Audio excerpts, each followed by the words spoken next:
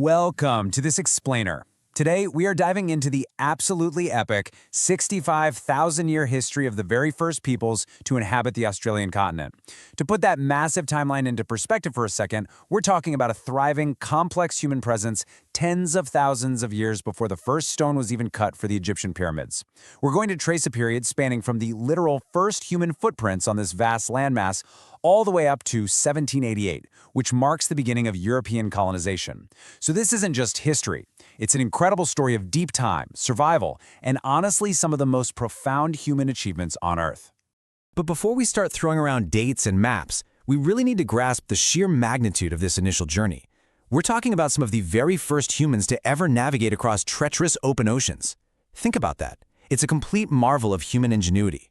We so often picture ancient peoples as being entirely landbound, but reaching this continent, that required crossing open water. They were literal pioneers of the sea, navigating an environment that would be almost unrecognizable to us today. So, here's our roadmap for today's journey. 1. The ancient timeline debate. 2. Journey to the Sahul. 3. Mapping the superhighways. 4. Complex societies and cultures. And 5. The Torres Strait Islanders. All right, kicking things off with Section 1, the ancient timeline debate. This remarkably long archaeological timeline is anchored by the Majdabe rock shelter up in Arnhem Land. Currently, this is considered the oldest known site of human presence in Australia, dating back roughly 65,000 years. Now, if we jump forward to about 41,000 years ago, we find the famous Lake Mungo remains in New South Wales, which are actually the oldest known human remains found anywhere on the continent. Just pause and think about that gap for a second. That 24,000-year leap between those two sites alone, that is longer than all of recorded human history combined. This massive stretch of time, ending with European colonization in 1788, represents tens of thousands of years of continuous human habitation. Now here is where it gets really fascinating, because there's a very active scientific debate happening right now. On one hand, archaeologists are pointing to physical evidence, like that Majdabe shelter, to support a 65,000-year timeline.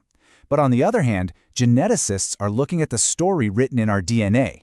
Recent genomic studies show that present-day Aboriginal Australians actually carry Neanderthal DNA.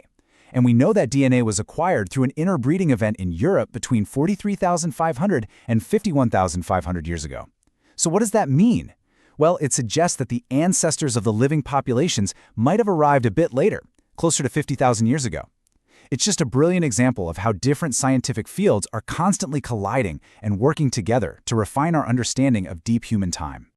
Moving right along to Section 2, Journey to the Sahul. At this point in history, the Earth was deep in the grips of the Pleistocene epoch. Essentially, we're talking about the last great ice age. This completely altered the global map, and it really forces us to ask, how on earth did they make this incredible ocean crossing? They were migrating through a world shaped by massive glaciation, which obviously had a huge, profound impact on the very oceans they needed to cross. Because so much of the world's water was locked up in these massive, towering ice sheets, global sea levels absolutely plummeted by more than 100 meters. That massive drop exposed huge tracts of land, creating a giant supercontinent we call Sahul. So Australia, New Guinea, and Tasmania, they weren't separated by water like they are today. They actually formed one single vast landmass connected by an extensive land bridge.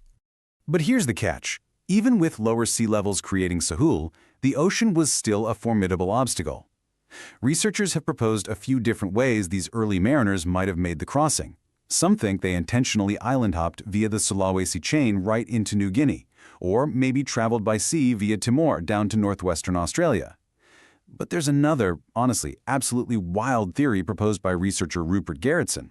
He suggests an accidental colonization, where people might have literally been swept across the water by massive tsunamis.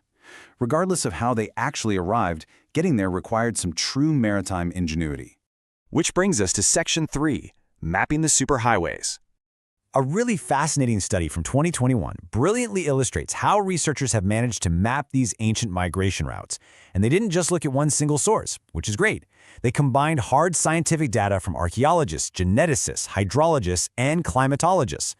Then, and this is my favorite part, they took those scientific models and compared them directly with the deep, localized knowledge found in Aboriginal oral histories and dreaming stories. By blending that cutting-edge science with the world's oldest continuous oral traditions, they successfully mapped out the ancient pathways that allowed for a remarkably rapid spread across the entire continent. The crucial takeaway here is that this wasn't just some slow, aimless wandering. The modeling actually suggests that populations first landed in what is now Western Australia's Kimberley region, roughly 60,000 years ago. From there, they moved rapidly and purposefully along geographic superhighways.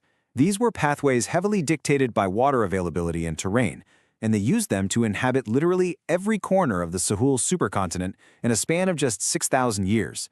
On a geological and historical scale, that is an incredibly fast, highly efficient settling of a vast frontier.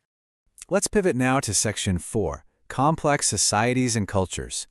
Now, early colonial estimates guessed the indigenous population was a pretty sparse 300,000 people. But recent research absolutely blows that number out of the water. Modern historical and archaeological estimates suggest upwards of 3 million people lived in Australia prior to 1788. We are talking about a heavily populated, vibrantly thriving continent. And it's important to remember this wasn't a monolith. That population of millions was made up of approximately 600 distinct tribes or nations. Each one of these nations had its own deep, profound connection to their specific geography, their own complex laws, and completely distinct cultural practices. Furthermore, they communicated using over 250 distinct languages, featuring an incredible diversity of local dialects. Just to put that into perspective for a second, that is more linguistic diversity than the entire modern continent of Europe. Think about the deep cultural richness required to sustain hundreds of different distinct languages side by side across a single continent over thousands of years. It's staggering. All of this completely shatters any lingering, outdated myth of simple survival. These were highly complex societies that were actively engineering their environments. They used sophisticated fire stick farming to deliberately manage landscapes, encourage the growth of specific plants, and actually prevent catastrophic wildfires. They built advanced fish traps and engaged in large-scale aquaculture.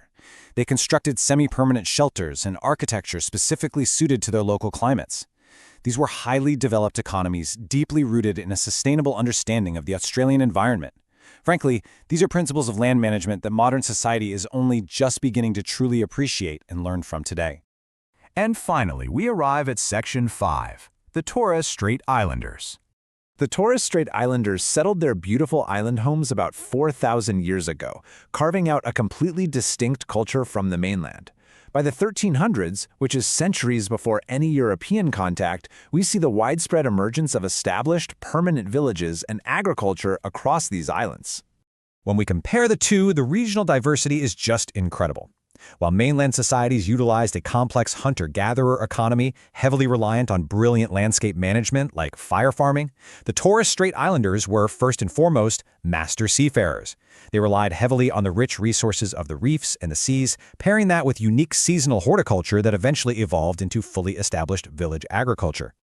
So, as we step back from this 65,000-year journey, looking at the rapid migration across Sahul, the complex environmental engineering, and the astonishing linguistic diversity, it leaves us with one incredibly thrilling question to take away today.